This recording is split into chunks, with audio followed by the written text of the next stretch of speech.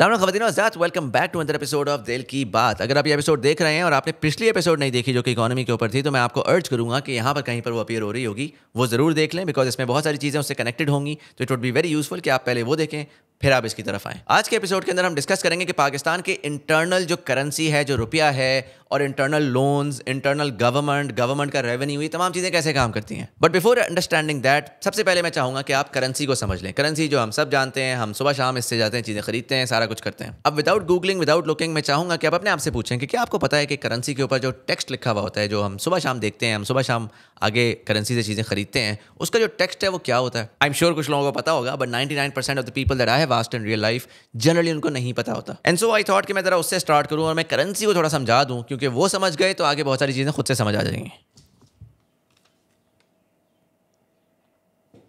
ये एक 5,000 रुपये का नोट है। इसके ऊपर लिखा है जी, बैंक दौलत पाकिस्तान 5,000 रुपया हामिल हज़ा को मुतालबा पर अदा करेगा। हुकूमत पाकिस्तान की ज़मानत से जारी जमील अहमद, गवर्नर बैंक दौलत पाकिस्तान। बैंक दौलत Pakistan being state bank of Pakistan. अब ये क्या कह रहा है? ये कह रहा है कि जी, ये बेसिकली एक कॉन्ट्रैक्ट है, जो कॉन्ट्रैक्ट वो आपसे कर रहा है, और वो कह रहा है कि यार हामिल हज़ा को मुतालबा पर अदा करेगा। मतलब आप जब ये कैश देंगे तो इसके एवज़ आपको 5,000 रुपया मिलेगा। अब theoretically this doesn't make sense, so आपको हिस्ट्री में जाना ज़रूरी है, क्योंकि ये जो कैश नोट था, ये बेसिकली एक कॉन्ट्रैक्ट था कि ये आप स्टेट बैंक को देंगे और स्टेट बैंक इसके एवज एक स्टिपुलेटेड अमाउंट ऑफ गोल्ड आपको देने का पाबंद है, आपके मुतालिबा पर आपको अदा करेगा। अब ये बड़ी कंफ्यूजिंग सी बात है, मैंने पता नहीं क्या बोल दिया है, गोल्ड, कैश, करेंसी, मुतालिबा। तो थोड़ा सा पीछे जाते हैं। देखिए, दुनिया जब शुरू हुई ना अर्ली डेज के अंदर, तो उस वक्त होता था बार्टर ट्रेड। बार्टर ट्रेड से मुराद, मैं गंदम बनाता हूँ, आप मुर्गियाँ बनाते हैं, मैं अपनी गंदम आपको दूंगा, उसके एवज कुछ मुर्गियाँ आपसे ले जाऊँगा। और ऐसा ही सिस्टम चल रहा था। थोड़ी सी कम्युनिटीज़ थी, इकोनॉमीज़ इतनी कॉम्प्लेक्स नहीं थी। आहिस्ता आहिस्ता जब दुनिया ने तरक्की की तो एक तो कॉम्प्लेक्सिटी बढ़ी, मुख्तलिफ चीज़ें बढ़ी, प्रोडक्ट्स बढ़ी, रिक्वायरमेंट्स बढ़ी। तो उससे हुआ ये कि अब ऐसा ज़रूरी नहीं था कि यार मैं आपसे मुर्गी ही लेना चाहता हूँ अपनी गंदम बेच के। आपको मेरी गंदम की रिक्वायरमेंट है, लेकिन मुझे तो एक्चुअली गंदम बेच के कपड़े खरीदने थे। तो उससे एक इंटरमीडियरी दरमियान में आया, गोल्ड, जो कि एक फाइनाइट रिसोर्स था, वैल्यूएबल रिसोर्स था, और उसने आके इंटरमीडियरी का रोल अदा किया। यानी कि मैं आपको गंदम दूंगा, आप उसके बस मुझे गोल्ड दे देंगे। अब उस गोल्ड को लेकर जाऊंगा मैं, जाके मुझे मार्केट में जो भी खरीदना है वो मैं खरीद लूंगा। अब ये ज़रूरी इस वजह से था क्योंकि अगर मैं फॉर एग्जांपल गंदम साल में एक दफ़ा उगाता हूँ और मैंने साल में एक दफ़ा बेचनी है, तो मैं पूरे साल किस तरह से खरीदारी करूँगा? तो वो बेसिकली यही है कि मैं जाऊँगा, मैं जाके साल में एक दफ़ा बहुत सारे डिफरेंट लोगों को गंदम बेच दूंगा, उनसे सोना ले लूँगा। फिर मैं ओवर टाइम थोड़ा थोड़ा सोना लौटा करके, मैं सब्जियाँ लेनी है, मैंने कपड़े लेने, मैंने जो भी लेना है वो मैं ले सकता था। अब बाय एंड लार्ज दुनिया में ऐसा ही सिस्टम चल रहा था। कभी सोने की अशरफी थी, कभी लोहे या तांबे की सिक्के थे, और इस तरह से डिफरेंट एम्पायर्स के पास जो उनकी करेंसी थी वो इसी तरह किसी प्रेशियस मेटल के अराउंड बनी हुई थी, जो कि लार्जली एक फाइनाइट रिसोर्स था। फिर 21वीं सदी में हुआ ये कि सेंट्रल बैंक से मर्ज किया और उन्होंने कहा कि यार तुम्हारा जो प्रेशियस मेटल है, जो कि उस टाइम के ऊपर गोल्ड था, तुम वो सारा का सारा हमें दो। तुम उसको लेके फिरते हो, चोरी का भी खर्चा है, गुम भी हो जाता है, 10,000 मसाइल हैं, तुम अपना प्रेशियस मेटल हमें दो, हम तुम्हें एक कॉन्ट्रैक्ट देंगे। जब ओरिजिनल करेंसी आई तो वो एक पेज की करेंसी थी, जिसके ऊपर लिखा होता था कि यार इतने गोल्ड के एवज ये कॉन्ट्रैक्ट है, इस कॉन्ट्रैक्ट को तुम ले जाके किसी और को भी दे सकते हो, वो जब कॉन्ट्रैक्ट शो करेगा तो हम उसका गोल्ड उसको वापस कर देंगे। अब जाहिर उससे हुआ ये कि यार मेरे पास कॉन्ट्रैक्ट आ गया, अब अगर मुझे किसी से कोई चीज़ खरीदनी है तो मैं स्टेट बैंक से गोल्ड लेने के बजाय मैं जाके उसको कॉन्ट्रैक्ट दूंगा। मैं कहूँगा यार मैंने भी तो निकालना ही है ना, ये कॉन्ट्रैक्ट ले ले, तू निकाल ले आगे जाके। अब वो बंदा भी आगे किसी से कुछ खरीदेगा तो वो भी कॉन्ट्रैक्ट आगे करता रहेगा। करते कराते खैर ये करेंसीज आ गई। करेंसीज बाय एंड लार्ज उस टाइम के ऊपर पेग्ड थी टू द गोल्ड, यानी कि गोल्ड की कीमत के एवज एक सर्टन अमाउंट करेंसी का था। फॉर एग्जाम्पल हम कह सकते हैं कि यार 1 तोला सोना 1,000 रुपए का था, तो 1,000 रुपए का आपको पता है कि 1 तोला सोना ही होगा। अब इस टाइम तक economies by and large stable थी, कोई मैसिव ग्रोथ भी नहीं हो रही थी, बट इतना कोई मैसिव ये भी नहीं था कि एकदम से इकोनॉमी डाउन हो गई, एकदम से इकोनॉमी अप हो गई। बस वो जैसी थी वैसी चल रही थी, सिस्टम बस ओके था। अब इस टाइम के ऊपर अमेरिका ने ये शुरू किया, इसके ऊपर एक पूरी अलग वीडियो में बनाऊंगा कि किस तरीके से अमेरिका ने गोल्ड को अपनी करेंसी से हटा करके पूरी दुनिया पे कंट्रोल भी अपना रखा, और बेसिकली उनकी भी इकोनॉमी एक क्वैक इकोनॉमी है, लेकिन वो एक पूरी वीडियो है अलग, मे बी अनदर डे।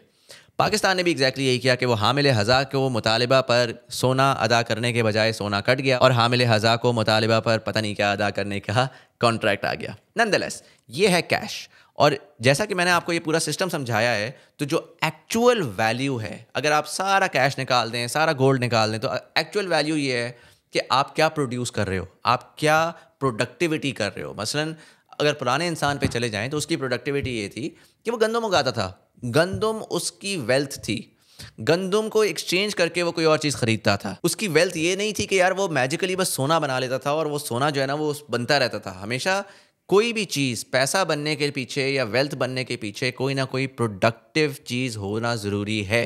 इसकी सबसे आसान मिसाल अगर पाकिस्तान में आपने समझना है तो वो है प्रॉपर्टी। देखिए प्रॉपर्टी में दो किस्म की प्रॉपर्टीज़ हैं। एक प्रॉपर्टी है जो आपके प्लॉट हैं, जो पूरा पाकिस्तान प्लॉटों के गेम खेलता है, यार प्लॉट ले लो, प्लॉट ले लो, प्लॉट ले लो, डबल हो जाएगा, ट्रिपल हो जाएगा, फिर आप कहानियाँ भी तोड़ता है आपको कि यार मैंने वो 10 लाख का लिया था, यार वो 40 लाख रुपए का हो गया। और दूसरी तरफ रियल एस्टेट के अंदर बिल्डिंग्स हैं, अपार्टमेंट्स हैं, घर हैं, जो कि एक डिफरेंट चीज़ है। अब घरों और अपार्टमेंट्स में क्या होता है, जब आप पैसा लगाते हैं तो उसके ऊपर मजदूर आते हैं, उसके ऊपर मटेरियल आता है, उसके ऊपर कमोडिटीज़ लगती हैं, वो तमाम चीज़ें लग के एक बिल्डिंग खड़ी होती है। बिल्डिंग के अंदर लोग आके रहते हैं, वहाँ पे लोग आके जब रहते हैं तो वो लोग अपने दफ्तरों के करीब होते हैं, उसकी वजह से उनको नौकरी करने में आसानी होती है, वो नौकरियाँ करते हैं, ओवरऑल प्रोडक्टिविटी इंक्रीज होती है। अब जो प्लॉटों की गेम है ना, वो लार्जली एक कसिनो की तरह है, जिसके अंदर एक्चुअल में कोई प्रोडक्टिविटी नहीं है, कोई वैल्यू नहीं है, उसके नीचे कुछ हो नहीं रहा, कोई इंसानी मेहनत नहीं लग रही, उससे कोई चीज़ आसान नहीं हो रही, बस सिर्फ और सिर्फ मुख्तलिफ लोगों का पैसा इकट्ठा हो रहा है गैम्बलिंग की तरह, और उसमें से कुछ लोग जीत जाते हैं जिनके प्लॉट डबल ट्रिपल क्वाड्रपल हो जाते हैं, राइट। सो ये मैं बारहा ये चीज़ समझाना चाह रहा हूँ कि productivity and value is the underlying important thing. Cash, rupee, dollar, जिसके पीछे हम लगे रहते हैं कि यार हमारी किसी तरह पैसे डबल हो जाएं, ये हो जाए, वो हो जाए, वो सब इररेलेवेंट है। ये आपकी अपनी ज़िंदगी में भी एप्लीकेबल है, ये पाकिस्तान की इकोनॉमी में भी एप्लीकेबल है। इवन हम अपनी ज़िंदगियों में हम कॉन्स्टेंटली ये सोचते रहते हैं कि यार मेरी तनख्वाह किस तरह बढ़ जाएगी, मेरी तनख्वाह किस तरह बढ़ जाएगी। सोचना ये चाहिए कि क्या मैं अपनी प्रोडक्टिविटी बढ़ा सकता हूँ, क्या मैं जो चीज़ कर रहा हूँ क्या उसकी वैल्यू है मार्केट में, क्या उसकी डिमांड है मार्केट में। अगर उसकी डिमांड है, अगर कोई ऐसी चीज़ है जिसकी बहुत ज़्यादा डिमांड है, क्या मैं वो चीज़ कर सकता हूँ ताकि मैं ज़्यादा वैल्यूएबल हूँ, और जब मैं ज़्यादा वैल्यूएबल हूँ तो ऑटोमेटिकली मुझे ज़्यादा पैसे मिलेंगे। इसकी एक छोटी सी मिसाल इस तरह है कि पिछली वीडियो में मैंने आपको बताया था एक घर है, घर के अंदर बड़े डिफरेंट किस्म के कजन्स हैं। अब लेट्स अज्यूम कि हम कजन्स को 3 डिफरेंट सेट्स में डिवाइड करते हैं। एक सेट जो है वो बाहर गंदम लगाता है, सब्जियां लगाता है, मुर्गियां रखता है, गाय रखता है, उनको बड़ा करता है, ज़िबा करता है, खाने के लिए लेकर आता है। दूसरा सेट जो है वो कपास लगाता है, कपास से धागे बनाता है, धागे बना के वो कपड़े बनाता है। तीसरा जो है वो बाहर मट्टी को उठा के उसको सुखा के ब्रिक्स बना के हर साल एक नई मंजिल घर पे ऐड कर देता है ताकि नए नए बच्चे जो पैदा हो रहे हैं उनके लिए जगह हो रहने की। रोटी कपड़ा मकान तीनों की तीनों करते हैं। इसके एवज उन सबको पैसे मिल रहे हैं, और वो एक घर के अंदर इकोनॉमी है, उन्होंने उनकी लोकल एक सेंट्रल बैंक है जो उनका सरबराह है, वो पैसे एक्सचेंज करते हैं कि यार जो ईंटें बना के घर बना रहा है वो जाके पैसे देता है, और वो जो है ना मुर्गी अपने दूसरे कज़न से मुर्गी लेके खाना खाता है, फिर वो दूसरे को देता है, उससे वो कपड़े लेता है। इसी तरीके से एक लोकल इकोनॉमी चल रही है। अब मैं इसको स्विच करता हूँ, मैं कहता हूँ कि यार अभी टेक्निकली मेहनत कर रहे हैं ना ये सारे के सारे, मैं एक और सिस्टम लेकर आता हूँ। मैं कहता हूँ कि यार अब ये सारे कजन्स जो हैं वो घर से बाहर नहीं निकलते, कोई बाहर जाके वो ब्रिक्स नहीं बनाते, कोई वो गाय को नहीं चराते, कोई वो कपड़े नहीं बनाते, ठीक है, वो घर के अंदर लगे रहते हैं। लेकिन सुबह से शाम तक ना वो सारे के सारे कोई पोछा मारता रहता है, हर वक्त पोछा मार रहा है, जहाँ देखो पोछा मार रहा है। कोई जो है वो इधर से उधर भाग रहा है, देख रहा है, कह रहा है सब काम कर रहे हैं, मैं मैनेजर हूँ, मैं इन सबको देख रहा हूँ कि ये सब काम कर रहे हैं, काम पे लगे हुए या नहीं लगे हुए। तीसरा आता है वो सुबह से शाम तक जो है ना सबको जाके कानों में बता रहा होता है कि तुझे पता है वो ये कर रहा है, तुझे पता है वो कर रहा है, वो जी मीडिया बना पड़ा है, वो कह रहा है सबको बता रहा है सब क्या चल रहा है। फिर इसी तरीके से एक है वो आके ना डस्टिंग करता रहता है, वो हर वक्त कभी ऊपर डस्टिंग कर रहा है, कभी नीचे डस्टिंग कर रहा है। सुबह शुरू होता है, रात तक आता है, थक हार के कहता है यार इतनी मेहनत की है। लेकिन महीने के आखिर में ना वो भूखे होते हैं, नंगे होते हैं, और उनका घर जो है वो ओवर क्राउडेड होता है, और वो कहते हैं यार इतनी हम मेहनत करते हैं, इतनी हम मेहनत करते हैं, और हमें कोई उसका सिला ही नहीं मिल रहा। शायद ये सरबराह जो है ना हमारा ये बेगैरत है कि ये जो है ना हमें कोई उसका सिला नहीं दे रहा, क्योंकि हमें तो समझ ही नहीं है कि सिला क्या होता है, हमें नहीं समझ कि खाना कहाँ से आता है, हमें नहीं समझ कपड़े कहाँ से आते हैं। हम तो मेहनत कर रहे हैं, उसके एवज हमें पैसे भी मिल रहे हैं, लेकिन उस पैसे से हम कुछ ले ही नहीं पा रहे। हमारे पास तो ना खाना अवेलेबल। आप देखें ना, इकोसिस्टम छोटा सा है, बंद है, उस इकोसिस्टम में आप बाहर तो जा नहीं सकते। तो जब खाना प्रोड्यूस ही नहीं हो रहा, जब कपड़े प्रोड्यूस ही नहीं हो रहे, जब घर प्रोड्यूस ही नहीं हो रहा, तो आप पैसों को घुमाते रहें, ₹1.5 का कोई फ़ायदा नहीं है, राइट। अब इसमें समझाने का मकसद आपको क्या है? समझाने का मकसद ये है कि just because you are doing something in your life does not mean you are valuable. Just because आपको उसके पैसे मिल रहे हैं does not mean you are valuable. Just because आपको इस मुल्क के अंदर बहुत सारा पैसा है doesn't mean we are valuable. हमने चीज़ों को, पैसों को हटा के देखना है, हमने आइडेंटिफाई करना है कि यार एक सेकेंड, पैसा तो है लेकिन उससे जो काम हो रहा है क्या वो काम वैल्यूएबल है, क्या उससे लॉन्ग टर्म में हमें फ़ायदा होगा, या हम जो है वो अभी उस पैसे को निचोड़ रहे हैं और थोड़े अर्से बाद उसके अंडरलाइंग प्रोडक्टिविटी तबाह हो जाएगी, और फिर पैसा हो या ना हो क्या फ़र्क पड़ता है, क्योंकि जो चीज़ हमें चाहिए वो तो होगी नहीं। अब कंजम्पशन और प्रोडक्शन में फ़र्क क्या है? कंजम्पशन बेस्ड इकोनॉमी भी होती है, प्रोडक्शन बेस्ड इकोनॉमी भी होती है। आपने शायद किसी से सुना हो कि यार पाकिस्तान एक कंजम्पशन बेस्ड इकोनॉमी है और उसी वजह से हमारी तबाही मची है, हमें एक प्रोडक्शन बेस्ड इकोनॉमी पे जाना है। दोनों में डिफरेंस ये है कि कंजम्पशन बेस्ड इकोनॉमी क्या करती है कि वो पैसा देती है और उस पैसे से चीज़ों को कंज्यूम करती है, और कंज्यूम करके एक दफ़ा जब कंज्यूम हो जाए तो वो चीज़ गायब, अब आपको नया पैसा देना है और नई चीज़ खरीदनी है। Whereas production based economy में अपना पैसा उधर लगाते हो जिस पैसे से आप नई चीज़ें बना सकते हो। तो आप बेसिकली प्रोडक्टिविटी के ऊपर इन्वेस्ट करते हो और उससे ओवर टाइम आप सस्टेनेबल हो जाते हो, क्योंकि अब आपके पास वो कैपेबिलिटी है कि आप खुद से इंडिजिनसली बना करके वेल्थ क्रिएट कर सकते हो, वेल्थी हो सकते हो। यानी कि फॉर एग्जांपल अगेन एक सिंपल सी मिसाल है कि एक घर है, उसको जाके मैं 10,000 रुपये देता हूँ। अब वो 10,000 रुपये लेके मार्केट से आके गंदम भी ले सकता है, और जब वो गंदम लेगा तो उसका जीडीपी ग्रोथ रेट आएगा कि यार देखो ये 10,000 रुपये इसने इस साल खर्च किए हैं, क्या ग्रोथ दिखाई है, ज़बरदस्त बेहतरीन हो गया। वो लोन लिया, लोन लेके 10,000 खर्च किए, 10,000 रुपये की ग्रोथ दिखा दी, कमाल हो गया। साल के आखिर में गंदम सारी ख़त्म। अब उसको अगले साल सर को जा रहा है कि यार मैं क्या करूँ, क्योंकि वो और कुछ कर ही नहीं रहा। वेर एज मैं फ्लिप करता हूँ, मैं कहता हूँ 10,000 रुपया लिया उसने, 10,000 रुपये लेके 1,000 रुपये का उसने जाके गंदम का दाना लिया, 3,000 रुपये का उसने जाके फर्टिलाइज़र लिया, 3,000 रुपये का जाके उसने कोई 4 मुर्गियाँ ले ली। आप उसका एक फ़लसफ़ा बना लें, where I am getting at. और आपने वो ले करके आपने सारे घर वालों को काम पे लगा दिया कि यार तुम गंदम लगाना शुरू कर दो, तुम मुर्गियों का सिस्टम सेट करो, उसका दड़बा शड़बा बनाओ, तुम बाकी कुछ करो। और जैसे जैसे उन चीज़ों से चीज़ें आ रही थी, मुर्गी बन रही थी, गंदम निकल रही थी, वो आप आहिस्ता आहिस्ता कंज्यूम कर रहे थे। साल के आखिर में ग्रोथ रेट वही है जो पहले भी था, वही है। 10,000 रुपया था, 10,000 रुपया लगा, ठीक है। लेकिन अब जब आप अगले साल में एंटर हो रहे हैं तो अब आपको मजीद 10,000 रुपये नहीं चाहिए अपने खाने की नीड्स पूरी करने के लिए। आप सेल्फ सफिशिएंट हो चुके हो। पहले वाले ग्रोथ रेट के अंदर आपने एक दफ़ा ग्रोथ रेट शो किया, फिर मार्केट क्रैश की और आप ख़त्म हो गए। दूसरे वाले ग्रोथ रेट के अंदर आप सस्टेनेबल हो गए और आप एक सक्सेसफुल राह की तरफ गामजन हो गए। अगेन इसकी बहुत सारी मिसालें हैं पाकिस्तान के अंदर। एक मिसाल मैं आपको देता हूँ, मुशर्रफ साहब ने उठा के गैस को पूरी कौम को देना शुरू कर दिया कि यार सीएनजी लगाओ, गैस करो। अब पाकिस्तान की इंडिजिनस रिसोर्स थी, सस्ती रिसोर्स थी, उसको हमें यूज़ करना चाहिए था प्रोडक्टिव एरियाज़ में। गाड़ी में गैस लगा के चलाना प्रोडक्टिव नहीं था, वो कंजम्पशन था। यानी कि आप अपनी अयाशी के लिए गाड़ी में जा रहे हो, उधर सफ़र करके सस्ते में। आप बस से भी ट्रैवल कर सकते हो, आप बाइक पे भी जा सकते हो, नहीं लेकिन आपको गाड़ी चाहिए, आपने अयाशी में जाना है, राइट। वेयर एज वही गैस अगर हम जाते और हम जाके फैक्ट्रियों को देते कि यार तुम माल जो बना रहे हो तुम सस्ती गैस लेके बनाओ और तुम बाहर एक्सपोर्ट करो, या बिजली घरों को देते कि यार तुम इससे बिजली सस्ती बनाओ ताकि वो सस्ती बिजली जो है वो कारखाने इस्तेमाल करें। आप ये सोचते हैं कि यार मैं अपनी प्रोडक्शन को किस तरीके से स्ट्रीमलाइन करूँ, सस्ता करूँ, ताकि उससे हमारी इंडस्ट्रियल कैपेसिटी स्ट्रांग हो और लॉन्ग टर्म पे हमारे मुल्क के अंदर वेल्थ ऑटोमेटिकली आए by buying and selling things.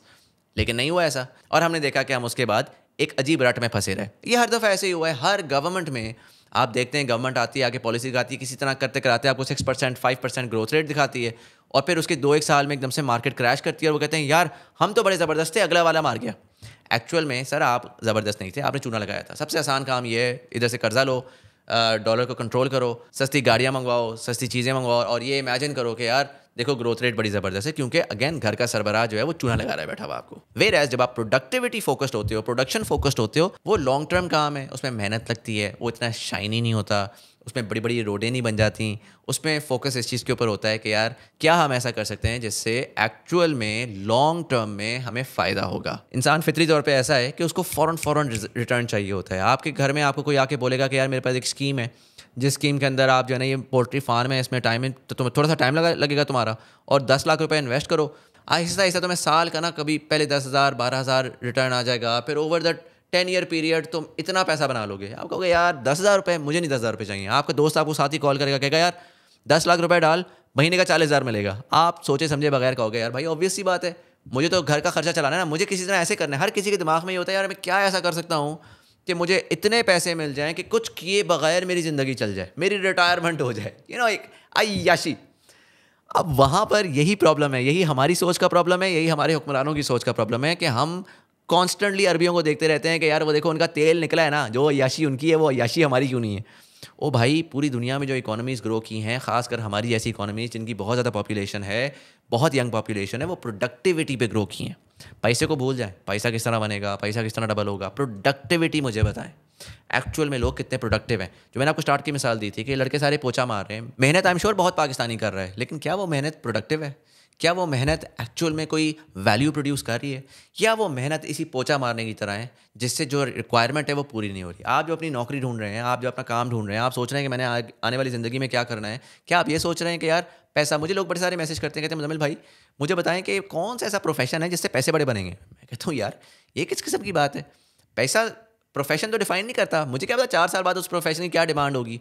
इंसानियत तो किस चीज़ की रिक्वायरमेंट है, उस रिक्वायरमेंट के एवज डिमांड कैसे बनेगी, उस डिमांड से मैं क्या ऐसा कर सकता हूँ जिससे मैं वो रिक्वायरमेंट को सॉल्व कर सकूँ। अगर मैं वो रिक्वायरमेंट को सॉल्व कर रहा हूँ, अच्छे से कर रहा हूँ, कम टाइम में कर रहा हूँ, तो सर उसको पैसे में कन्वर्ट करना बहुत आसान है। So similarly very very very very important, Pakistan की इकोनॉमी को भी जब आप देख रहे हैं तो आपने वैल्यू की लेंस में देखना है, आपने पैसे की लेंस में नहीं देखना। और जो वैनिटी मैट्रिक आपको आके सियासतदान सिखाता है ना कि देखो सस्ता सस्ता डॉलर, सस्ता पेट्रोल, सस्ता ये सस्ता वो, आपने उस दौर से बाहर निकलना है और आपने प्रोडक्टिविटी की बात करनी है, आपने प्रोडक्शन की बात करनी है, आपने एक्चुअली देखना है कि यार पाकिस्तान दुनिया को देता क्या है। वेरी ऑनेस्टली पाकिस्तान दुनिया को देता क्या है कितने कपड़े देता है, मतलब मुझे नहीं फ़र्क पड़ता कितने के बेचता है, मैं कह रहा हूँ कितने टन कपड़े बेचता है, कितना टन सरिया बनाता है, कितने मेगावाट बिजली बनाता है। पीछे जाएं, कैश के पीछे जाएं, अंडरलाइंग जो एक्चुअल प्रोड्यूस है, उस प्रोड्यूस से आपको एक इकोनॉमी की वेल्थ समझ आएगी, उस प्रोड्यूस से आपको समझ आएगी कि इकोनॉमी क्या सस्टेनेबल ग्रोथ की तरफ जा रही है या फंसी पड़ी है। अब जब मैंने आपको ये समझाया ना तो आपको समझ आ गई होगी कि जब हम डॉलर की बात करते हैं तो हम कहते हैं कि यार डॉलर का रेट ये तो डॉलर का रेट वो, तो अगर आप रुपए को 2 मिनट साइड पर रख देना तो डॉलर का रेट बाय एंड लार्ज आपकी प्रोडक्टिविटी पे डिपेंडेंट है। आप कितना प्रोड्यूस करके दुनिया को दे रहे हो और उससे आप कितना ख़रीदना चाहते हो। डॉलर तो रिप्रेजेंट करता है सिर्फ और सिर्फ उस एक्सचेंज को, लेकिन एक्चुअल में अगर आप बार्टर वाली मेंटालिटी से आओ तो यार अगर मैं 1 लाख कपड़े सालाना दुनिया को देता हूँ ना तो मुझे शायद उसके एवज ही चीज़ें वापस मिल सकती हैं इर्रेस्पेक्टिव ऑफ डॉलर का रेट क्या है। सो अगर मैं अपने कपड़ों की पैदावार नहीं बढ़ा रहा तो मैं कोई एक्स्ट्रा चीज़ें नहीं एक्सपेक्ट कर सकता। जब तक मेरी एक्सपोर्ट की पैदावार नहीं बढ़ेगी मैं मज़ीद चीज़ें नहीं ख़रीद सकता। अब मसला क्या है? मसला ये है कि आपकी पॉपुलेशन बढ़ी जा रही है, पॉपुलेशन एजुकेट भी हो रही है, पॉपुलेशन की डिमांड्स भी बढ़ रही हैं और जैसे जैसे डिमांड्स बढ़ रही हैं वैसे वैसे उनकी इंपोर्ट की रिक्वायरमेंट भी बढ़ रही है। तो जाहिर सी बात है डिमांड ज़्यादा सप्लाई कम, ऑटोमेटिकली डॉलर के रेट ने तो बढ़ना ही बढ़ना है। अब अगर आप पिछले 30 साल के डॉलर के रेट को उठाएं और उसका आप बेसिक सा एनालिसिस करें तो आपको एक बात बेसिक सी समझ आ जाएगी कि यार आप कुछ भी पढ़ लो ना, कुछ भी पढ़ लो, लेफ्ट राइट के वेरिएबल्स को मद्देनजर रखते हुए 7 से 9% डॉलर ने हर साल डेप्रिशिएट होना ही होना है।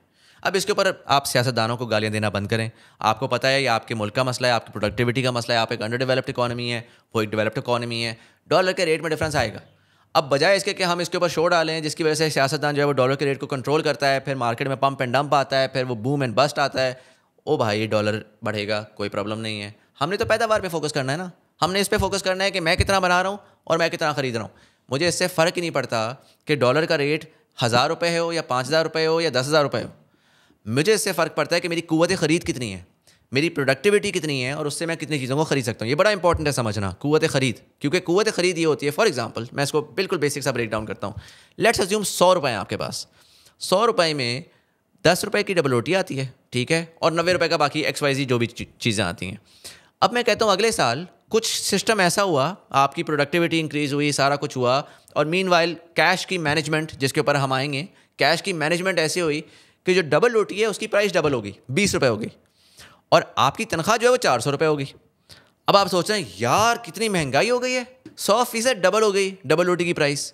लेकिन एक्चुअल में क्या हो रहा है, पहले आप 100 में से 10% यानी कि अपनी तनख्वाह में से 10% आप डबल रोटी पे खर्च कर रहे थे, अब आप अपनी तनख्वाह में से 5% डबल रोटी पे खर्च कर रहे हैं। तो एक्चुअल में क्या हुआ, एक्चुअल में डबल रोटी सस्ती हुई, पैसा जो ओवरऑल मार्केट में है वो चेंज हुआ। इसलिए मैं बार बार कह रहा हूँ ये पैसा ना, ये नंबर जैसे हैं, आपको समझ नहीं आएगी। अगर आप उस पर बैठ के देखना शुरू कर देंगे कि यार ये क्या सिस्टम चल रहा है, तो वो बड़ों ने ऐसा सिस्टम डिज़ाइन किया हुआ है कि आपको कभी समझ ही ना आए, आप बेवकूफ़ बनते रहो, आप फुद्दू लगते रहो। और वो अगेन मैं आपको बताऊंगा किस तरह आप फुद्दू लग रहे हो। हर बंदा इस मुल्क के अंदर वो कहते हैं पाकिस्तान में पाकिस्तानी टैक्स नहीं देता, पाकिस्तान में हर पाकिस्तानी मंडो मन टैक्स देता है, क्योंकि टैक्स उसने वन वे और दी अदर देना ही देना है। खैर एनीवेज इसके ऊपर हम आते हैं। सो पॉइंट बीइंग कि डॉलर के रेट से फ़र्क नहीं पड़ता, प्रोडक्टिविटी से फ़र्क पड़ता है। डॉलर का रेट 500 भी हो सकता है, 800 भी हो सकता है, लेकिन आपके पास अपने कैश इन हैंड कितना है। मतलब अगर मेरे पास 1 लाख रुपया और डॉलर 100 रुपये का है, इसका मतलब है कि मैं महाना $1000 का काम करता हूँ। लेकिन अगर डॉलर 200 रुपये है और मेरी तनख्वाह 4 लाख रुपए है, तो इसका मतलब है मैं $2000 का काम करता हूँ।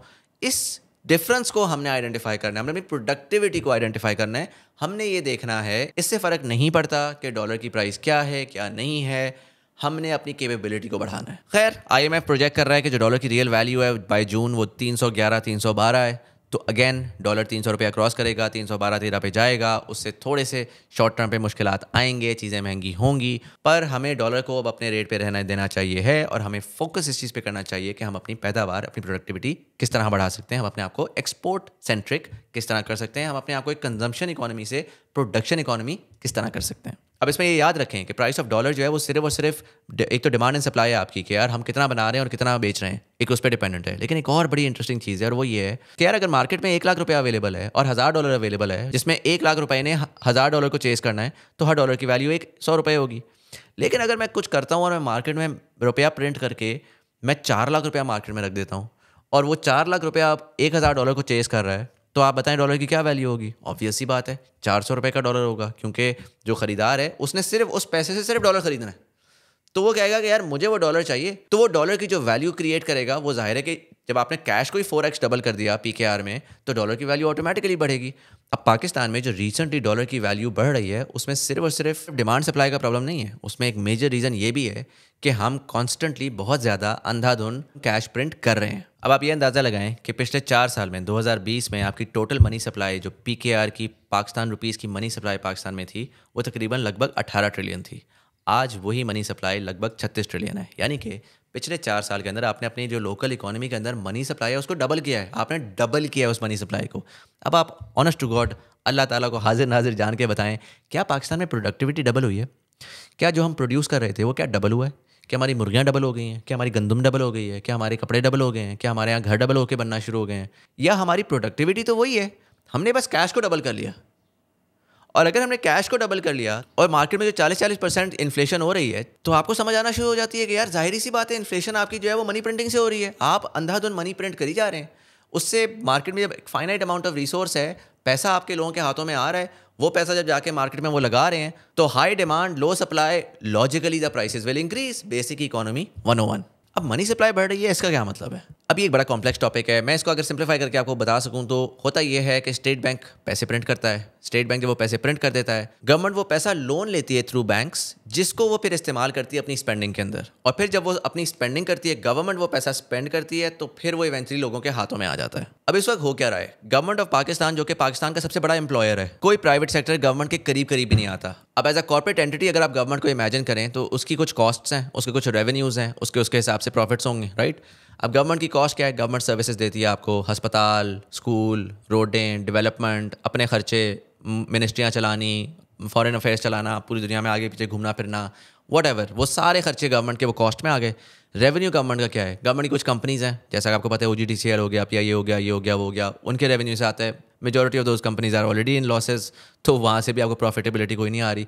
दूसरा सोर्स ऑफ रेवेन्यू क्या है जी? आप टैक्स देते हैं। सो जो टैक्स आप देते हैं सुबह शाम, आप अपने इंपोर्ट्स पे टैक्स देते हैं, आप अपनी इनकम पे टैक्स देते हैं, आप अपने खरीदारी के वक्त जनरल सेल्स टैक्स देते हैं। इन तमाम टैक्सेस को यूज़ करके गवर्नमेंट अपना रेवेन्यू जनरेट करती है। अब government is a central authority जो कि लोकल इकोनॉमी की करेंसी को मैनेज करती है। पूरी करेंसी की management by and large government की पॉलिसी से डिफाइन होता है कि हमारी करेंसी कैसी होगी, करेंसी प्रिंट होगी कि नहीं होगी, करेंसी किन टारगेट एरियाज में लग रही है, क्या वो कंजम्पशन बेस पे लग रही है, प्रोडक्शन बेस पे लग रही है, क्या प्राइवेट सेक्टर इन्वेस्टमेंट पे लग रही है, क्या पब्लिक सेक्टर इन्वेस्टमेंट पे लग रही है, so on and so fourth. Pakistan में इस वक्त ये सूरत हाल है कि गवर्नमेंट का जो रेवेन्यू है ना, जो गवर्नमेंट सारा पैसा इकट्ठा करती है, वो सारा पैसा इस वक्त लोन्स के इंटरेस्ट पेमेंट्स पे जाता है। इसको एक दफ़ा फिर से समझें, गवर्नमेंट का सारा पैसा लोन की इंटरेस्ट पेमेंट्स पे जाता है। यानी कि अस्पतालों को, पुलिस को, असातिज़ा को, मिनिस्ट्रीज़ को, इदारों को पैसे जो देने हैं हर साल, वो कहाँ से आते हैं? वो पैसे तो है ही नहीं गवर्नमेंट के पास। जिसकी छोटी सी मिसाल ये है कि लास्ट जुलाई में गवर्नमेंट ऑफ पाकिस्तान ने इंटरेस्ट की मद में 537 बिलियन रुपीस देने थे और उनकी जो इनकम थी वो 381 बिलियन थी। यानी कि इवन इंटरेस्ट के पैसे पूरे नहीं हो रहे थे, बाकी तो खर्चे आप दूर की बात है। अब ये इस साइकिल में हो क्या रहा है? अब देखें, लॉजिकली समझें, आपको यहाँ पे फिस्कल डेफिसिट की समझ आएगी। गवर्नमेंट ने सुबह शाम काम करना है भाई। आपके पुलिस वाले को तनख्वाहें मिलनी है, आपके आर्मी अफसर को तनख्वाहें मिलनी है, आपके अस्पतालों में डॉक्टरों को तनख्वाहें मिलनी है। अब आम आदमी अपने फ्लो में वो कह रहा है यार मेरी तनख्वाह आ जाती है, कोई टेंशन नहीं है, कोई प्रॉब्लम नहीं है। लेकिन अगर आप सोर्स पे देख रहे हैं ना, तो सोर्स पे एक बहुत परेशान कुन सूरत हाल डेवलप कर रही है, जो कि बहुत मुख्तलिफ कंट्रीज में रिसेंटली की है, जैसे कि वेनेजुएला, इजिप्ट, लेबनान वगैरह वगैरह। अब इसमें हम कॉन्स्टेंटली डॉलर को देखते रहते हैं। हम कहते हैं पाकिस्तान डिफॉल्ट कर जाएगा क्योंकि डॉलर नहीं है हमारे पास। सर, एक लोकल भी बहुत बड़ा क्राइसिस खड़ा हो रहा है और उस क्राइसिस में ये हो रहा है, गवर्नमेंट ने इतना ज़्यादा कर्जा ले लिया हुआ है कि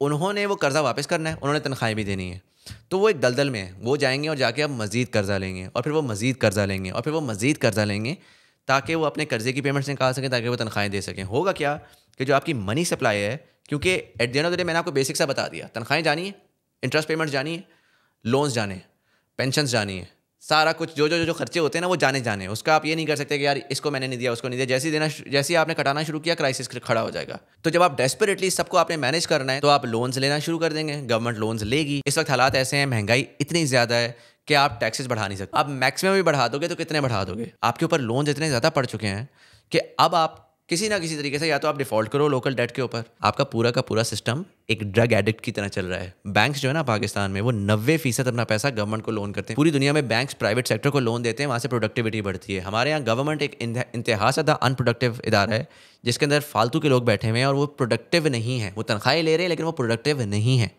हम उस अनप्रोडक्टिव ऑर्गेनाइजेशन को पूरे पाकिस्तानियों का पैसा लोन की मद में देते हैं और उस पैसे को वो फिर इवेंचुअली मार्केट में फेंकते हैं, और जिसकी वजह से मनी सर्कुलेशन बढ़ रही है, जिसकी वजह से इन्फ्लेशन बढ़ेगी और बढ़ती रहेगी। मेरा जो खदशा है वो ये है कि अगर इस तरह सिचुएशन चलती रही तो हम हाइपर इन्फ्लेशन की तरफ जाएंगे। अगेन ये कोई अनोखी बात नहीं है, ये मुख्तलिफ कंट्रीज़ में रिसेंटली ऐसा ही हुआ है। लेबनान में, वेनेजुएला में, जहाँ पर गवर्नमेंट्स का जब सिस्टम आउट हुआ ना तो वो एक गंदा सा साइकिल हो गया। साइकिल क्या था? पैसा प्रिंट करो, मार्केट में फेंको, ज़्यादा पैसे से ज़्यादा इन्फ्लेशन, ज़्यादा इन्फ्लेशन से महंगाई, महंगाई से लोगों की डिमांड होगी कि यार हमें अब वारा नहीं खा रहा, मज़ीद पैसे चाहिए, तनख्वाहें बढ़ाओ, मज़ीद पैसा प्रिंट करो, मज़ीद मार्केट में फेंको, एंड सो कॉन्स्टेंटली उधर से पैसे की वॉल्यूम बढ़ती रहेगी, इधर से महंगाई बढ़ती रहेगी, और वो एक दूसरे को फीड करते करते करते करते पता लगता है जी हाइपर इन्फ्लेशन, जिसमें आपका एक हफ्ते अगर 20 रुपये की डबल रोटी है, अगले हफ्ते 40 रुपये की है, उससे अगले हफ्ते 60 रुपये की है, उससे अगले हफ्ते 100 रुपये की है। इस तरह की सिचुएशंस हमने बहुत रीसेंट हिस्ट्री में डिफरेंट कंट्रीज़ की देखी हैं। अब मैं डराना नहीं चाह रहा, मैं कोई फियर मॉन्गरिंग नहीं कर रहा, मैं सिर्फ ये कह रहा हूँ कि ये एक्चुअल रियलिटी है। इस रियलिटी से अगर हमने निकलना है ना तो हम एंटाइटल्ड ब्रैट्स नहीं बन सकते। मतलब कि हम बस गवर्नमेंट से कह रहे हैं सस्ती बिजली दो, सस्ती गैस दो, सस्ता डॉलर दो, सस्ता ये दो, सस्ता वो दो। इस दलदल से अगर हमने निकलना है ना तो हमें कुछ चीज़ें बेसिक करनी है। हमें समझना होगा कि यार अगर ये मसाइल है ना पाकिस्तान के जो हम सबको इम्पैक्ट करेंगे तो इसका मतलब है कि हमें टैक्स बढ़ाना है। बहुत सीरियस बात है, बहुत अनफॉर्चुनेट बात है, क्योंकि हमारे लोगों को नहीं शौक। लोग कहते हैं जी हम तो टैक्स देते हैं, हम तो कभी GST देते हैं, तो कभी ये देते हैं वो देते हैं, बहुत अच्छी बात है। लेकिन ओवरऑल एक्चुअल में मैं एशिया की बात करूंगा, मैं ये नहीं कहूँगा कि यार यूरोप में देखो इतना टैक्स है। एशिया में on average 20% of the GDP goes in taxes, whereas in Pakistan only 10% of the GDP goes in taxes, right. So हमें अपने उस नंबर को डबल करना है सबसे पहला। अब वो जाहिर है ऑप्टिमाइजेशन है उसके ऊपर गवर्नमेंट की कि वो ऐसी सिचुएशंस क्रिएट करे जिसमें गरीबों को सहूलत मिले, जिसमें ज़्यादा इक्विटेबल टैक्सेशन हो। लेकिन टैक्स ओवरऑल बढ़ना है और ये आने वाले वक्त में हमें नज़र आएगा, और इसकी वजह से हमें उसके ऊपर शोर जनरली नहीं मचाना चाहिए है। अच्छा, दूसरा फिर हम लॉस मेकिंग जो एंटिटीज़ हैं उनको हमने कटाना होगा। हम गवर्नमेंट नहीं अफोर्ड कर सकती, हमें जो इदारा अगर लॉस बना रहा है तो उसको कटा के अपने साइड पे करना है। तीसरा, गवर्नमेंट का साइज़ देखें, अब हमें प्रोडक्टिविटी के हिसाब से सोचना होगा। 25-30 हज़ार बंदा एक मिनिस्ट्री में क्या कर रहा है, वो क्या आउटकम जनरेट कर रहा है। आपने आउटकम के हिसाब से कॉस्ट निकालनी होगी, और उसमें अगर लोग फायर होते हैं तो वो फायर होंगे। हमारा मसला ये है कि चूंकि हम इकोनॉमी को नहीं समझते तो हम बस हर एस्पेक्ट पे कहते हैं कि यार हम कॉन्स्टेंटली हाथ बांध देते हैं। हम कहते हैं यार बंदे भी ना फायर करो, इदारे को भी ना बेचो, ये भी ना करो, वो भी ना करो, वो भी ना करो, और फिर मुझे बताओ कि किसी तरीके से सिस्टम अच्छा हो जाए। अगेन स्टार्ट की घर की मिसाल, वो पोछा मार रहा, वो छलांगे लगा रहा, वो लैप्स कर रहा, और फिर कह रहा है अपने सरबराह को कि यार भूख लग रही है, खाना किधर है। ओ यार खाना बनाओगे तो आएगा ना, प्रोडक्टिविटी लाओगे तो वेल्थ इंक्रीज होगी। सो अब वो वाले रेडिकल रिफॉर्म्स की रिक्वायरमेंट है जिसमें आपने गवर्नमेंट का साइज कट करना है क्योंकि वो कॉस्ट में आ जाता है, जिसमें आपने इन सर्टन एरिया सब्सिडीज़ ख़त्म करनी है क्योंकि अगेन वो कॉस्ट में आ जाता है। आपने अपनी गवर्नमेंट ने कॉस्ट्स कम करनी है, गवर्नमेंट ने टैक्सेस बढ़ाने हैं क्योंकि और कोई चारा नहीं है, वरना आप हाइपर इन्फ्लेशन में जाओगे। जो मैंने थोड़ी देर पहले एक तस्करा किया था, मैंने कहा था गवर्नमेंट आपसे वन वे और दी अदर टैक्स लेती है। अब अगर आप फॉर एग्जाम्पल टैक्स नहीं दोगे ना, ठीक है, तो गवर्नमेंट ने अपने खर्चे पूरे करने हैं। गवर्नमेंट क्या करेगी? गवर्नमेंट मनी प्रिंटिंग करेगी, मनी प्रिंटिंग करेगी। फॉर एग्जांपल आपने 17% टैक्स देना था, आपने नहीं दिया, गवर्नमेंट 17% एक्स्ट्रा कैश प्रिंट करके लेगी, उसको मार्केट में फेंकेगी, 17% इन्फ्लेशन होगी। मैं बिल्कुल डम तरीके से बता रहा हूँ, ज़ाहिर है it's a little more complex than that, but वो 17% इन्फ्लेशन होगी। आपका जो पैसा था ना, जो आपने 17% नहीं दिया वहाँ पर, वो अब मार्केट ही महंगी हो गई है। अब आपका पैसा उधर ही है लेकिन उसकी क़ुव्वत ख़रीद कम हो गई है। तो आप टैक्स होते हो सर, वन वे और दी अदर आप टैक्स होते हो। या आप डायरेक्टली टैक्स दे दो जो कि ऑप्टिमाइज्ड है, एफिशिएंट है, टारगेटेड है, या आप ना दो टैक्स और पूरी इकोनॉमी एज अ होल अपनी वैल्यू लूज करें। खैर यहाँ पर मैं ख़त्म करता हूँ। आज हमने समझा कि कैश क्या होता है। Cash is a representation of value, cash itself holds no value whatsoever. Cash को किस तरीके से फ़नी इकोनॉमिक्स के थ्रू गवर्नमेंट्स जो हैं वो जलील कर रही हैं बैठी हुई, और पीछे सर्टन पॉलिसी डिसीजंस ऐसे हो रहे हैं जिससे कैश की वैल्यू कंटिन्यूअसली कम होती जा रही है। एंड सो हमने अपनी सोच में कैश से हट के अब वैल्यू बेस पे जाना है, प्रोडक्टिविटी बेस पे जाना है। एज लॉन्ग एज हम उस पर रहेंगे, आगे जो भी हो, जैसा भी सिस्टम हो, हमारा सिस्टम चलता रहेगा, आगे हमें उससे ₹1.5 का फ़र्क नहीं पड़ेगा। इसी के साथ साथ मैंने आपको बता दिया कि हाइपर इन्फ्लेशन के बड़े रियल रिस्क्स हैं इस वक्त पाकिस्तान को, तो हमें बहुत रेडिकल रिफॉर्म्स की ज़रूरत है। अगर वो नहीं आए तो फिर या हम डिफ़ॉल्ट करेंगे या हम हाइपर इन्फ्लेशन में जाएंगे, और कोई चारा नहीं है। साथ ही हमने थोड़ा सा कंजम्पशन बेस्ड इकोनॉमी और प्रोडक्शन बेस्ड इकोनॉमी को भी समझ लिया कि कंजम्पशन बेस्ड इकोनॉमी वो है जिसमें हम चीज़ों को इम्पोर्ट कर रहे हैं, खा रहे हैं, आगे जा रहे हैं, और प्रोडक्शन बेस्ड इकोनॉमी वो है जिसमें हम मशीनरी मंगवा रहे हैं, जिसमें हम रॉ मटेरियल मंगवा रहे हैं, हम उसको मंगवा के उसके अंदर मेहनत करके हम चीज़ें बना के आगे बेच रहे हैं, और उससे हम अपनी ओवरऑल वेल्थ बढ़ा रहे हैं। तो अब हमें ये भी समझ लेना चाहिए कि आने वाले वक्त में अगर हमने ग्रोथ की तरफ जाना है तो हमारे पास कोई और चारा नहीं है, सिर्फ एक चारा है कि हमने कंजम्पशन बेस्ड इकोनॉमी को ख़त्म करना है, प्रोडक्शन बेस्ड इकोनॉमी की तरफ जाना है। अगर हमने मेट्रो बस लगानी है तो हमें इस्लामाबाद में लगाने की ₹1.5 की कोई ज़रूरत नहीं थी। हमें मेट्रो बस लगानी चाहिए थी फैसलाबाद में, हमें मेट्रो बस लगानी चाहिए थी मुल्तान में, हमें मेट्रो बस लगानी चाहिए थी सियालकोट में, जहाँ पे इंडस्ट्री है, जहाँ पे गरीब आदमी उस मेट्रो बस में बैठ के फैक्ट्री जा सकता है और वहाँ पे अपनी प्रोडक्टिविटी बढ़ा सकता है, ना करके एक गरीब आदमी पैसा डाल के सेंटोरस आके सिर्फ एक खूबसूरत बिल्डिंग को देख सकता है। तो ये छोटे छोटे पॉलिसी डिसीजंस जो कि अनफॉर्चुनेटली हम जब आम आदमी होते हैं ना, और ये हम सब ऐसे हैं, मैं भी ऐसा ही हूँ। मैं यूरोप जाता हूँ, मैं जाके देखता हूँ, मैं कहता हूँ यार कितना अय्याशी है यार यहाँ पे, ये वाली अय्याशी मुझे पाकिस्तान में क्यों नहीं मिलेगी यार। भाई तू अपना बारे में सोचना छोड़, थोड़ा सा बड़ा सोच, थोड़ा सा सोच के यार इस मुल्क के एक्चुअल मसाइल क्या हैं, थोड़ा सा अंडरस्टैंड करके यार लॉन्ग टर्म में तुझे मिल जाएगी ये चीज़। लेकिन पहले कुछ और प्रॉब्लम्स हैं, पहले उनको फिक्स करना है, फिर इवेंचुअली हम उधर भी आ जाएंगे। यहाँ पर मैं ख़त्म करता हूँ। नेक्स्ट एपिसोड में मैं आपको इलेक्ट्रिसिटी की प्रॉब्लम्स बताऊंगा, बहुत मेजर प्रॉब्लम है, एनर्जी का प्रॉब्लम बताऊंगा, बहुत मेजर प्रॉब्लम है।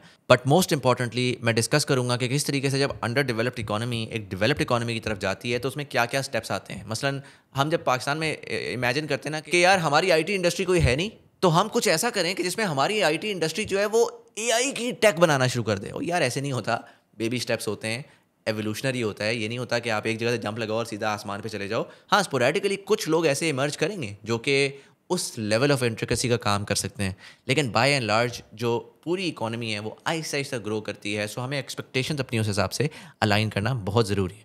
बट एनीवेज यहाँ पर मैं ख़त्म करूँगा। मुझे ज़रूर बताइएगा आपको कैसी लगी ये एपिसोड, समझ आया नहीं समझ आया। थोड़ा सा ये वाला ज़्यादा कॉम्प्लिकेटेड टॉपिक था, बट आई होप कि आपको समझ आ गया हो। कोई आपके कमेंट्स हैं मुझे कमेंट सेक्शन में ज़रूर आके बताएं। What are your thoughts. थोड़ा सा मैं माजरत करूँगा, मैं एक्चुअली थोड़ा सा बीमार था, लेकिन मैंने अपने आपको टारगेट दिया हुआ है कि मैंने मंडे, वेंसडे और फ्राइडे को शो अप करना है। तो इस वजह से मैंने लास्ट मोमेंट पे आके पुश लगा के मैंने किसी तरह ये एपिसोड निकाली है। बट एनीवेज, एक तो मैं बहुत तहे दिल से शुक्रिया अदा करना चाहूँगा वो तमाम लोग जो कि इतने अच्छे अच्छे कमेंट्स कर रहे हैं इन वीडियोज़ के ऊपर, मुझे बहुत खुशी मिल रही है।